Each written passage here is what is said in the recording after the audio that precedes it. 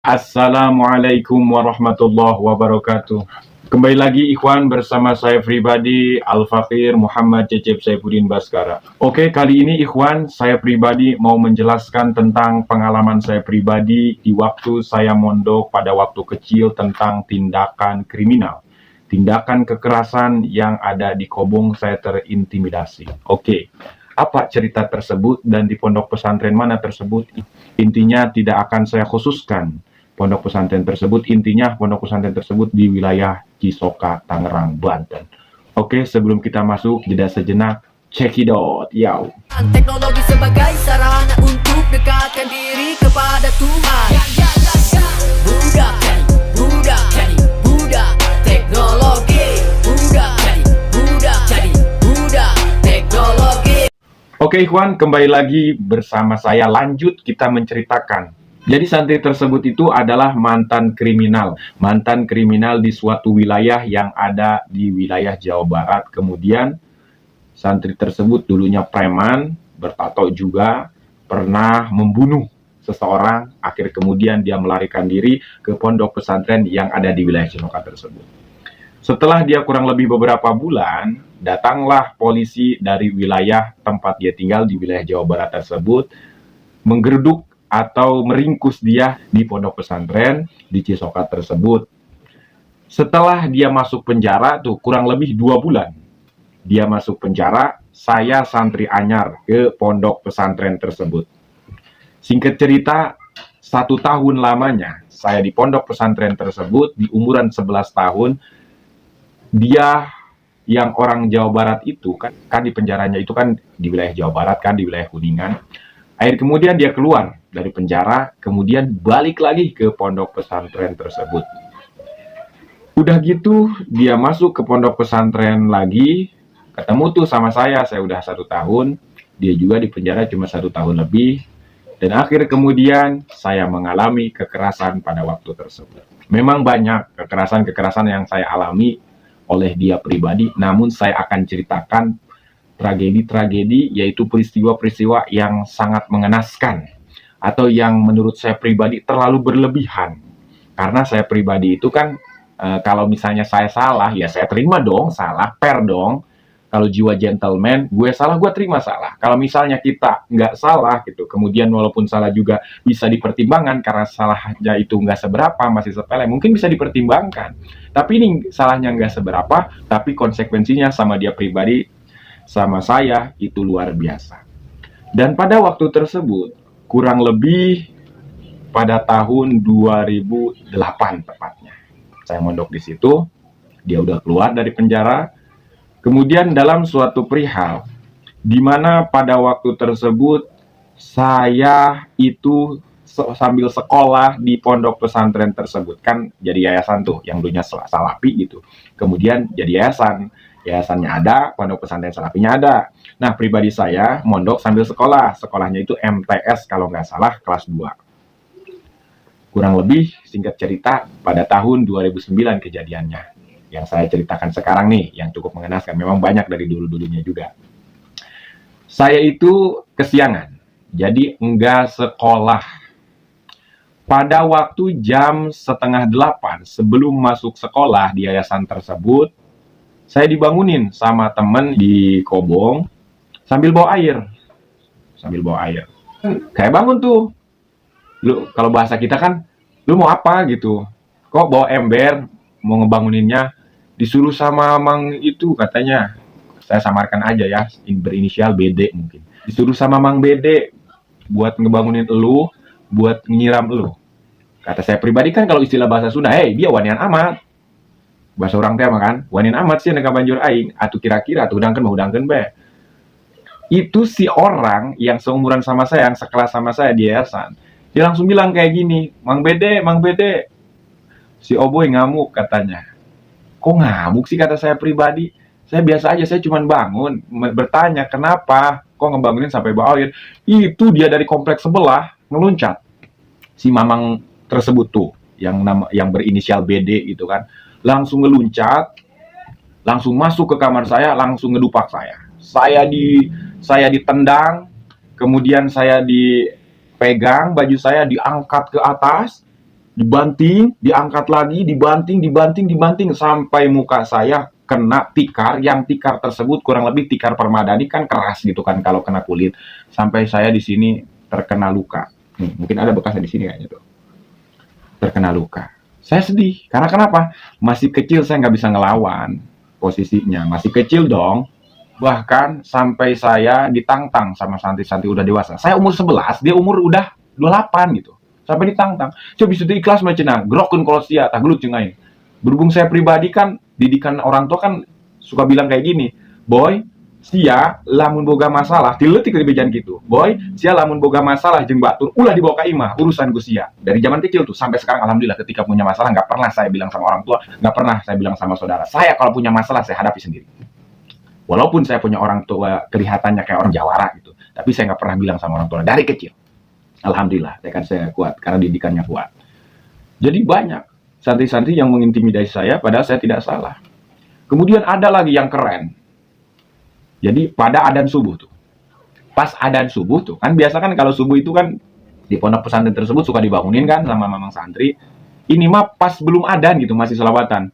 Jadi masih selawatan ila stulil firdausi ala wala aqwala. Itu ada satu santri tersebut bukan orang Banten, wilayah seberang. Itu tiba-tiba santri tersebut membuka jendela, bawa ember yang tanggung, ada airnya, langsung dibanjurin ke saya. Bujubar. Masya Allah, cek abdi teh Gusti, pas abdi hudang teh, abdi reuas lah, bahasa kurang temanya, bahasa Banten tema, reuas dong. Gusti cek aing teh mah, iwanian amat di jelema. Aing dek ngalawan teh wani, aing salah-salah naon di perasaan subuh gencan, karena salatan aju dibanjur. Kunaon aing doang nu dibanjur. Padahal mah ari wani mah ulah ka aing doang kabeh banjuran. Lamun rek ngajailan mah ulah aing doang kabeh ge jailan. Di perasaan aing doang lamun sasaeutik laju bae main kekerasan. Nah, anehnya gitu di waktu saya kecil banyak yang mengintimidasi saya, baik seumuran ataupun yang udah dewasa. Kenapa saya nggak ngelawan? Karena saya udah ceritain tuh peristiwa-peristiwa kemarin yang saya bawa golok itu kan ke sekolah mau ngebacok jelema. Saya tobat di situ, nggak mau berbuat perihal-perihal yang berunsur gitu tindakan kriminal. Saya nggak mau, karena walaupun ada masalah saya mending diam gitu. Makanya saya diem aja tuh di pondok pesantren tersebut, nggak pernah gitu kan ngelawan gitu. Bukannya nggak berani, tapi posisinya saya takut dipindahin lagi sama orang tua saya. Dan pada anehnya anak-anak santri lain yang lain keterlaluan apapun gitu kan dalam perihal kenakalannya nggak pernah digimanain. Tapi saya pribadi salah sedikit aja langsung digaplok, langsung digebuk, langsung dikumakan, langsung dibanjur. Tapi ketika saya udah dewasa, nggak ada satupun santri yang berani sama saya ngejailin kalau memang saya nggak punya salah apa-apa. Tapi dulu saya nggak salah pun tetap diintimidasi. Dan pada akhir kemudian saya bercerita yang tadi tuh, saya digebukin tuh kan waktu mau dibanjur juga. Pas saya mau dibangunin sekolah, saya ngomong sama teman satu orang, CS saya di Kobong. Cuman ngobrolnya bukan di Kobong, di warung, tempat-tempat yang sepi lah. Saya ngomong sama teman. Jadi bis almarhum tuh, ngobrol sama almarhum tuh. Mudah-mudahan dihampura dosana ta alam tos maut. Masya Allah, CS kula tah orang Talaga, Mang Bisri, santri al-alim al-alamah ya Haji Busro.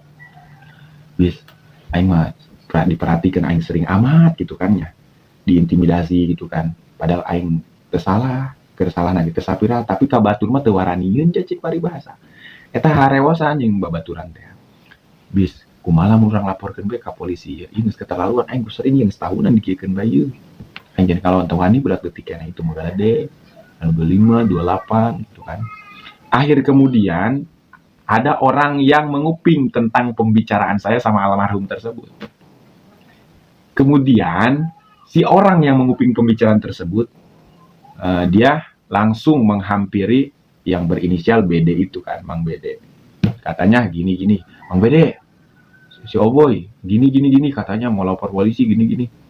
Pas saya pulang ke Kobong tuh dari warung, saya dimarahin, kalau nggak salah pada waktunya bulan puasa itu. Si Oboy nu ngalaporkeun aing ka polisi, sok laporkeun aing. Moal kebol aing mah di penjara ge. Paling 8 bulan di penjara. Kaluar di penjara aing ngarahan sia dek maehan sia. Abdi pan hiji leutik keneh. Ayo cek paribasa teu boga sepak terjang gelut kriminal pan harita mah. Walaupun kriminal gitu sapiraha. Aing mah pernah maehan jelema pan.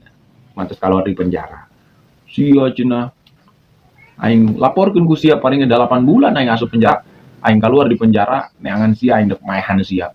Eta harita mah sieun kula dikitukeun. Tapi setelah berhari-hari, minggu ganti minggu, bulan ganti bulan, sampai cek paribahasa tahun berganti tahun, sampai umur semakin remaja, semakin dewasa, akhir kemudian bukan 1 kali 2 kali saya diancam oleh orang, bukan dari santri saja saya diancam seperti itu, bahkan dari orang luar santri saya sering diancam seperti itu, sampai ada yang mau ngampak saya, sampai ada yang mau mencit, sampai ada yang mau ngegorok saya, sampai ada yang mau ngebacok saya, banyak pokoknya.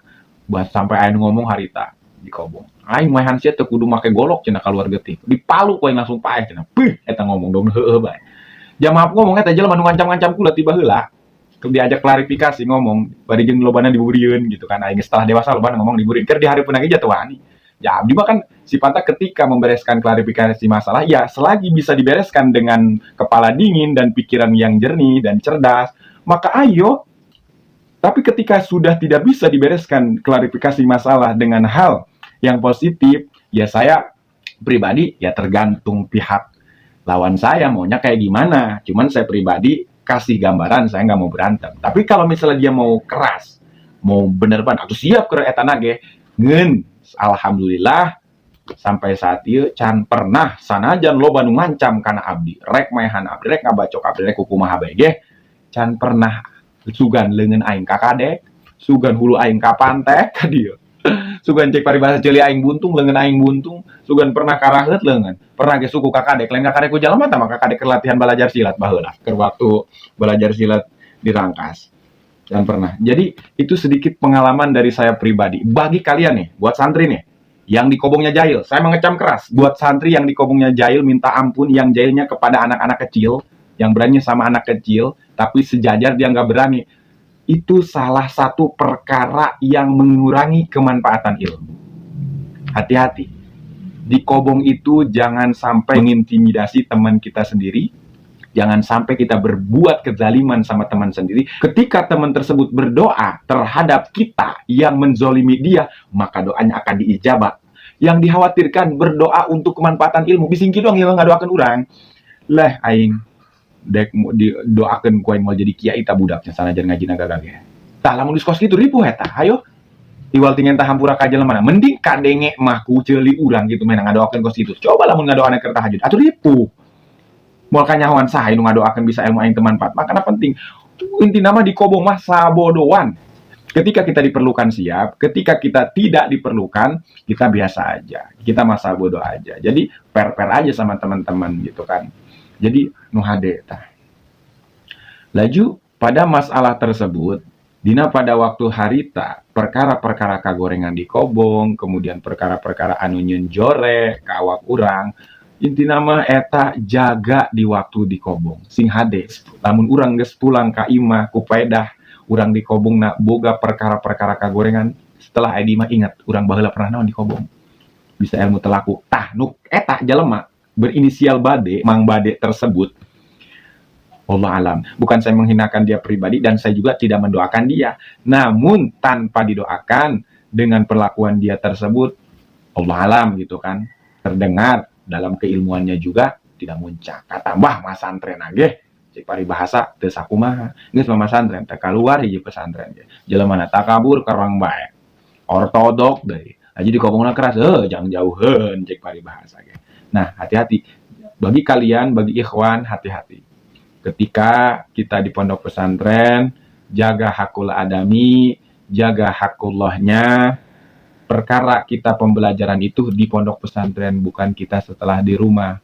Belajar kita bermasyarakat di pondok pesantren. Ketika kita bisa menghadapi teman-teman kita yang ada di pondok pesantren, itu semata-mata belajar, kita bisa menghadapi masyarakat ketika kita sudah pulang ke rumah. Mungkin itu saja yang mungkin saya sampaikan, hanya sekedar sekelumit tentang pengalaman saya pribadi terintimidasi di pondok pesantren. Lamun ngomong ke nyeri hati, hanya Pak Aima dan karunya be entah hayang aing apa eta mah lamun keur meh napos kitu meureun buka kagorengan kawalat atuh lain doa aing eta mah doa karena zolim manehna lain doa pribadi abdi.